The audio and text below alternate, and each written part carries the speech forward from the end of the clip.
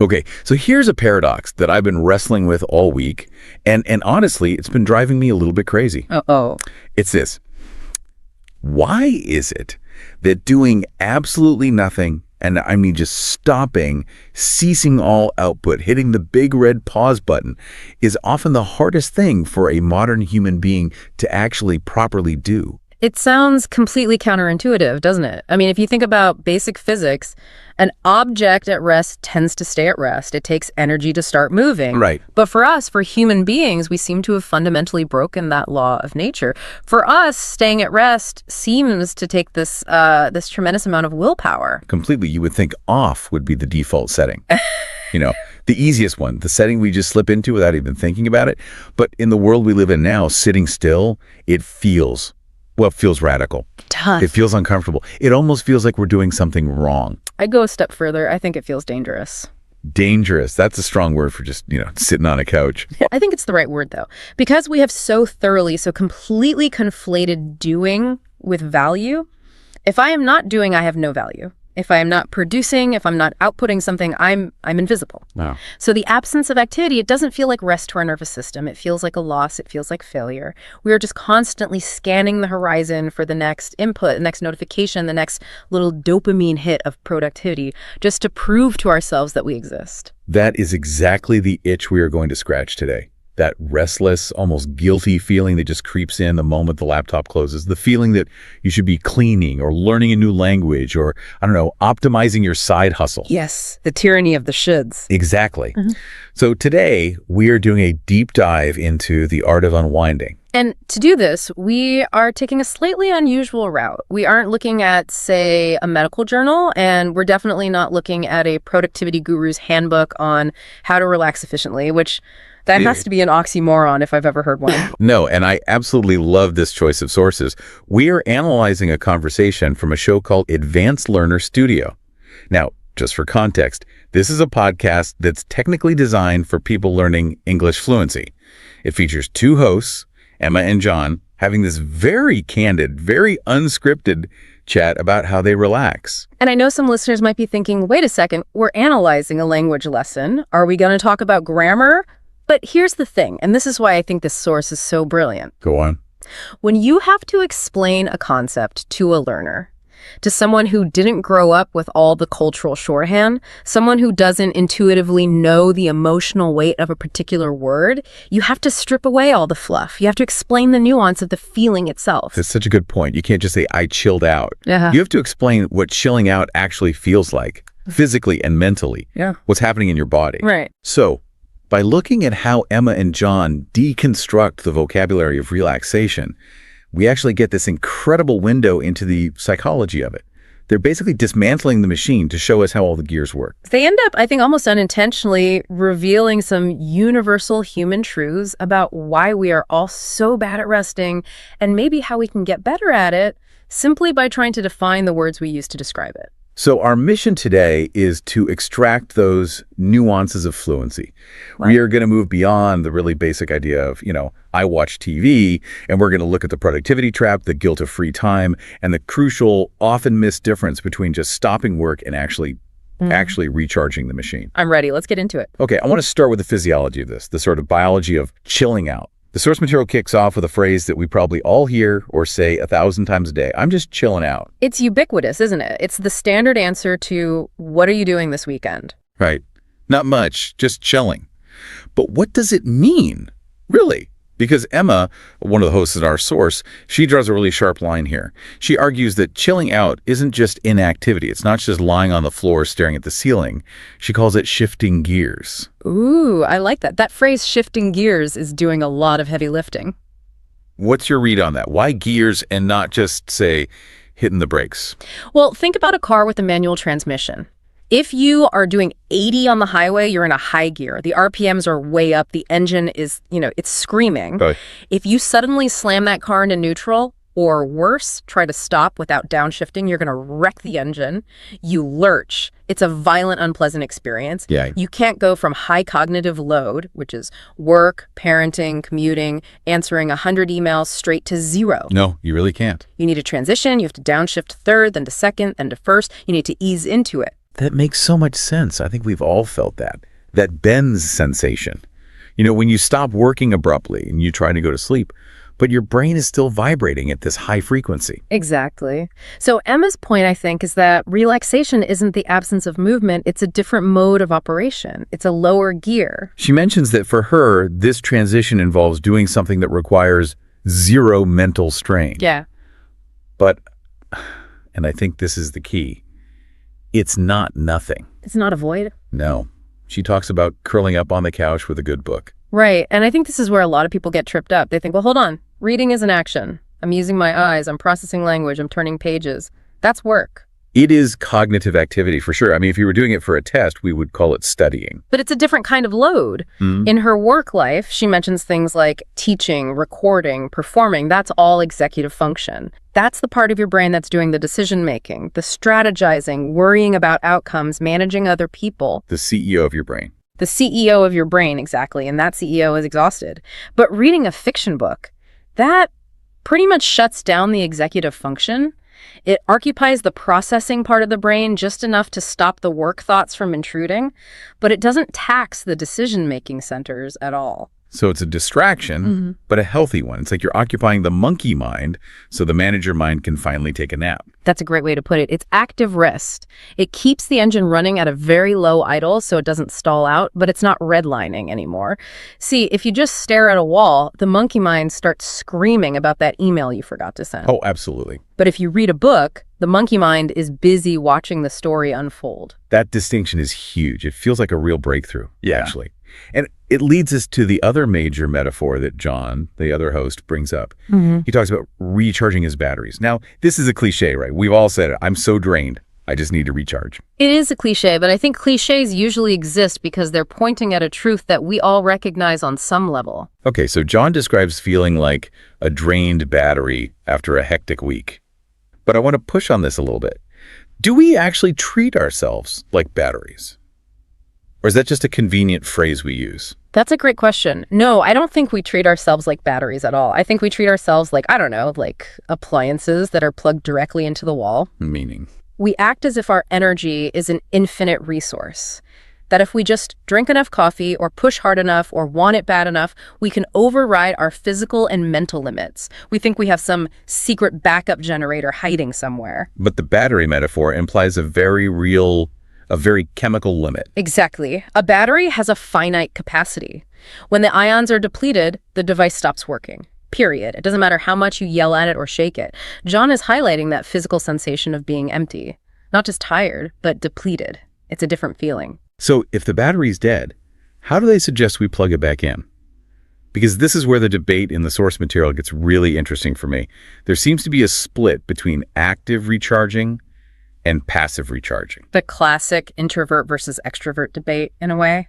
Or maybe just physical versus mental rest. John actually asks Emma point blank if she is an active or a passive relaxer. And her answer brings up a specific collocation, a word pairing, that I think unlocks this whole section. She talks about her yoga practice, and she says she does it to clear her head. Clear my head. Again, it's one of those phrases we use all the time without really thinking about what it means. I need to go for a walk to clear my head. I need a long drive to clear my head. Right. But let's look at the nuance there. What is physically happening when you clear your head? Are you, like, erasing data? Are you formatting the hard drive of your brain? In the context of the source, Emma connects it directly to being present in the moment.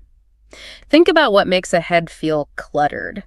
What is all that junk filling up the attic? Oh, it's to-do lists. It's regrets about the meeting this morning. It's anxiety about the big presentation I have to give tomorrow. It's replaying an argument from 3 years ago in the shower. Exactly. The clutter is almost always temporal. It's about the past or it's about the future. It's very rarely about the now. So clearing your head really just means removing those temporal anchors and forcing the brain to just be here in this physical reality right now. And something like yoga is a shortcut to that state. It's a mechanism, for sure, because Look, you literally can't think about your tax return while you are trying to balance on one leg in a tree pose. You will fall over. You will fall over. Yeah. The sheer physical difficulty of the pose forces your brain to dump the RAM, so to speak, and focus entirely on proprioception. Where is my body in space? Am I breathing? Is my core engaged? So the activity itself forces the gear shift we were talking about. Yeah. You can't multitask yoga. Precisely. And that's why for some people just lying on the couch doesn't work. If you lie on the couch, your body is at rest, but your brain is completely free to keep running the work script on a loop. It has no other input. You need an activity that demands presence to actually break that loop. That explains so much. It explains why some people find relaxing so deeply stressful. If they aren't doing something to occupy that part of the brain, the anxiety just gets louder and louder. The silence just amplifies the noise inside. So if you want to quiet the mind, sometimes the best thing you can do is move the body. I love that. Okay, I want to move to what might be my absolute favorite term from this entire deep dive. It's a word that feels very specific, I think, to British English, but the concept is completely universal. John talks about pottering around. Ah, yes, pottering. It is a delightfully specific term, isn't it? It just sounds so gentle. It really does. For our listeners who might not be familiar with it or who immediately think of Harry Potter, let's unpack this. John describes pottering as doing little jobs, maybe in the garden, maybe tidying up the kitchen a bit, maybe fixing a squeaky hinge, but doing them in a very, very specific way. And the way is the entire definition. The action itself is almost irrelevant. You can do the exact same action like washing a single dish, and it can either be a chore or it can be pottering. Okay, so what's the variable? What's the magic ingredient that turns a chore into pottering? It's two things. Urgency and expectation. If you are frantically washing dishes because your in-laws are arriving in 10 minutes and the kitchen looks like a bomb went off, that is high-stress work. You are racing a clock. You are judging your own performance. You are worried about the outcome. That is a chore. Okay, I can feel my blood pressure rising just hearing that description. But if it's Sunday morning and the radio is on low and you're still in your pajamas and the sun is coming through the window and you just decide on a whim to wash a coffee cup, and then maybe you wipe down a counter because it looks a bit dusty, then you wander over and water a fern because it looks thirsty, that is pottering. There's no timeline. There is no done. There's no checklist. The source paints this great visual of John in his garden. He's planting some flowers, he's getting his hands dirty, but he explicitly says, and I think this is the most important line in the whole discussion, I am not a professional gardener. Why did that specific line stick out to you so much? Because it felt like a declaration of independence. He's giving himself permission. He's saying, I am allowed to do this badly. That is absolutely crucial. As soon as you introduce the idea of professionalism or expertise or even optimization into a hobby, you introduce standards. And when you introduce standards, you introduce the possibility of failure. Right. And then it's not fun anymore. It's not fun anymore. If John views himself as a master gardener, then a flower that dies is a judgment on his soul. It's a personal failure. It induces stress. He has to start analyzing soil pH and worrying about aphids. But if he's just pottering, if he's just messing about in the dirt, a dead flower is just nature. It's an oh well. So pottering is therapeutic precisely because it lacks a goal. It lacks a performance goal. It engages the body. John is moving, he's digging, he's touching the soil, but it completely rests that executive decision-making part of the brain we talked about earlier. You don't have to strategize to water a fern. You just do it. It's a flow state, but a very, very low-stakes one. It sounds absolutely lovely. But, and there's always a but with this stuff, isn't there? Yeah. Why is it so hard to let ourselves just potter? Why do I feel a little spike of anxiety just describing a Sunday morning with no plan? Because you, like most of us, are caught in the trap. The productivity trap. Emma and John spent a good chunk of their conversation on this, and it gets quite deep, actually.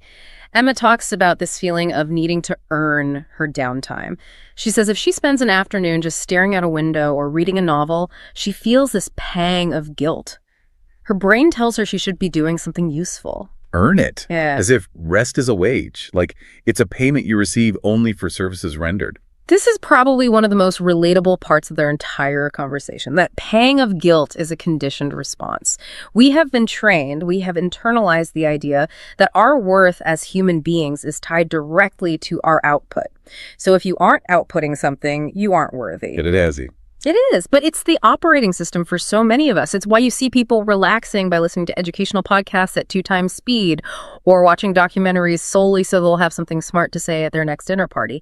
They are trying to make their leisure time productive. Right. You can't just watch trashy reality TV. You have to watch the prestige drama that teaches you something about the human condition. Right. Exactly. You're turning your recovery time into another form of work, another form of self-improvement. And John points out that this is a very cultural thing. He notes that this idea of glorifying busyness is especially prevalent in many Western cultures. Right. But he offers this wonderful counterexample from his travels. He talks about Italy. The aperitivo culture. Yes. Tell us about the significance of this. He describes it as, pre-dinner drinks, some snacks, conversation. But he makes a point to say it's not seen as a guilty pleasure. And that distinction is absolutely vital. In the culture he's describing, the aperitivo isn't a reward you get only if you finished all your tasks for the day.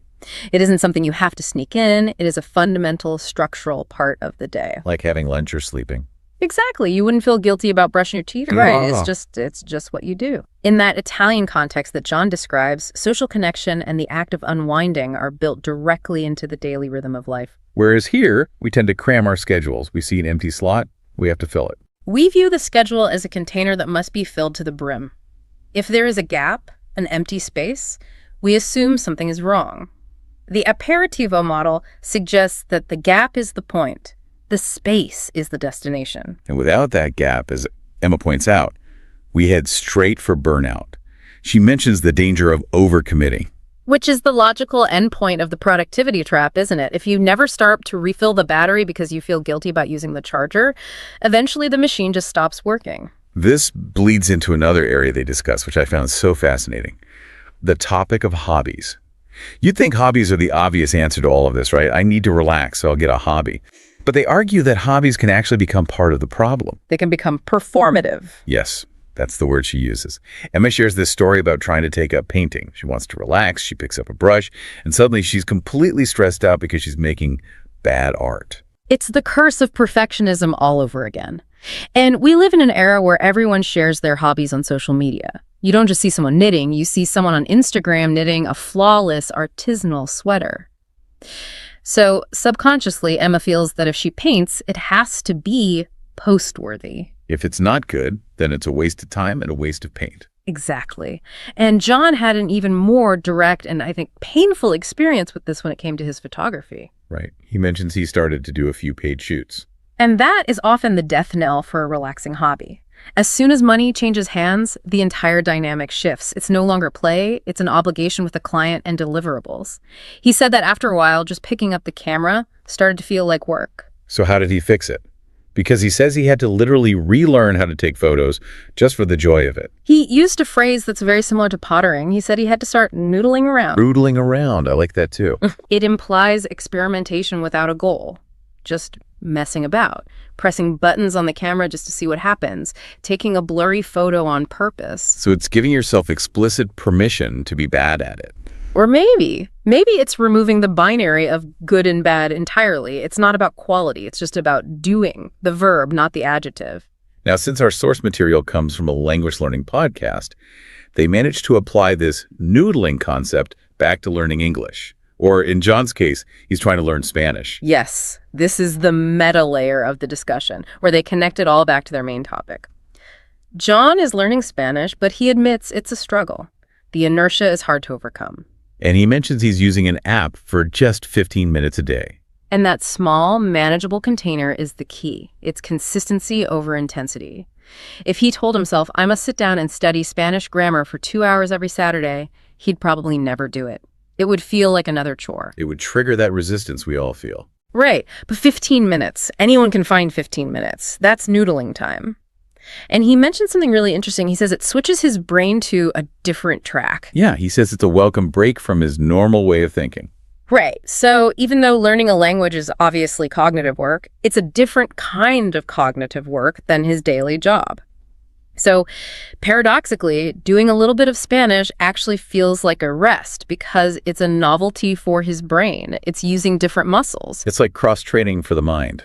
That's the perfect analogy. Okay, so we've talked about the internal barriers, all the guilt, the perfectionism, but we have to talk about the external enemy, the thing that is literally in our pockets right now as we speak. The glowing rectangle, the screen. The source material is very, very clear on this. The act of winding down, which they define as preparing for sleep, is under constant assault. It is. John calls our phones a disaster for sleep quality. And he's not wrong, is he? The science is pretty clear on that. No, not at all. He's referring to the blue light, largely. And biologically, that particular wavelength of light mimics daylight. It sends a signal to your pineal gland that says, hey, wake up, it's noon, stop producing melatonin.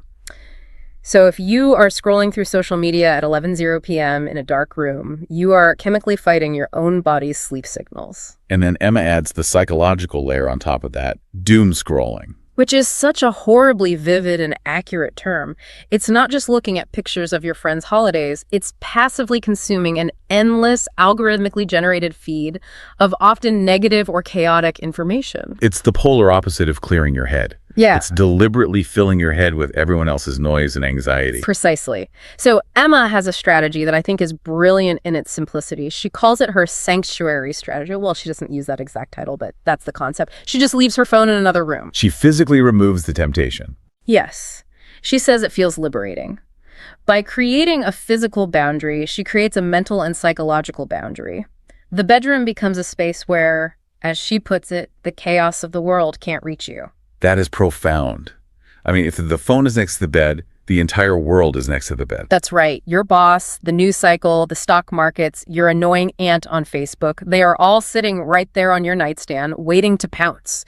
Moving the phone literally kicks them out of the room. John also mentions using audio as a tool to help with this wind-down process. Yeah, he has a specific sonic routine. He says he listens to blues or rock music during the day to get his energy up, but at night, it's always jazz. Jazz to soothe the mind. It's about mood regulation through sound. Music is an incredibly powerful tool for that. It signals to the body what time it is, what it should be doing. If you play the same slow, quiet jazz playlist every single night before bed, your brain eventually learns, oh, I hear that saxophone.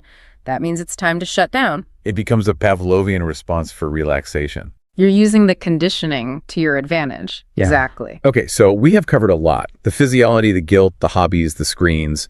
I want to move to the final section of our deep dive, which covers some what I'd call advanced techniques for relaxation. The first one is so simple, but so often overlooked.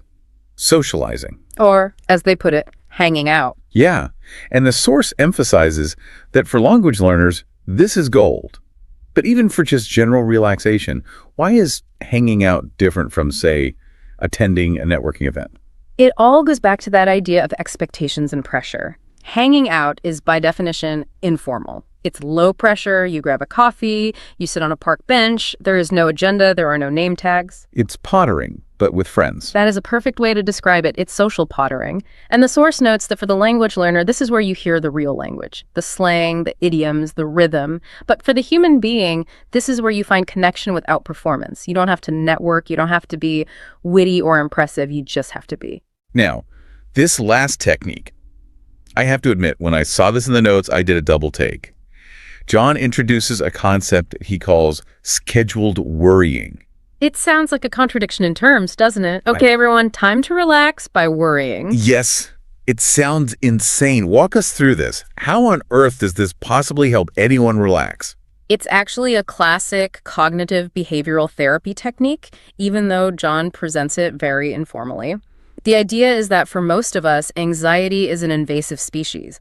It tends to pop up at random, inconvenient times. You're trying to watch a movie with your family and suddenly you're worrying about your taxes. Or you're trying to fall asleep and your brain decides now is the perfect time to worry about that weird noise the car was making last Tuesday. Right, it just bleeds into everything. So the scheduled worrying technique says, okay, I am not going to try to ignore this worry, but I'm also not going to deal with it now. I have a 15-minute appointment slot at 5:00 p.m. tomorrow called worry time. So you're basically deferring the panic. You're making an appointment with your anxiety. You are compartmentalizing it. You acknowledge the stress. You say, okay, I see you, anxiety about the car, but then you mentally file it away for its designated appointment. So when 5:00 p.m. hits, you sit down with a piece of paper and you worry. You let it all out. You process the stress, you write it down, you agonize over it, you brainstorm worst-case scenarios. But when that 15-minute timer goes off, you stop. You put the paper away. The appointment is over. And the theory is that this keeps the rest of your day, and especially your relaxation time, clean. Exactly. Yeah. It prevents the worry from contaminating your leisure time. It gives your brain permission to relax now because it knows it will have dedicated time to freak out later. That is so wildly counterintuitive, and at the same time, it makes perfect logical sense. It's like financial budgeting. You budget your money so you don't have to worry about every single purchase. Here, you're budgeting your worries so you don't have to spend your relaxation time doing it. That is a fantastic analogy. It's about resource management, and your attention is your most precious resource. So wow, we have covered a lot of ground here. We've gone from the battery metaphor to the Italian aperitivo, from doom scrolling to scheduled worrying.